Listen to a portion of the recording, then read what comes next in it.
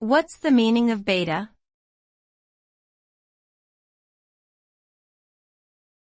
Beta.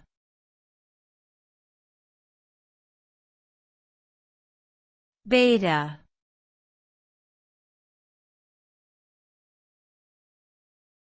Beta.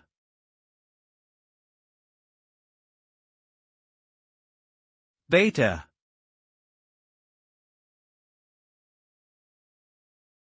In the context of software development, beta typically refers to a pre-release version of a product that is made available to a limited group of users for testing.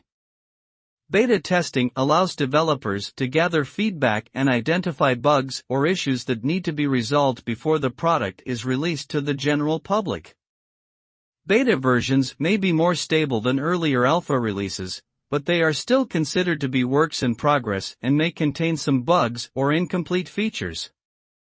Beta software should not be used in production environments, as it may cause data loss or other disruptions.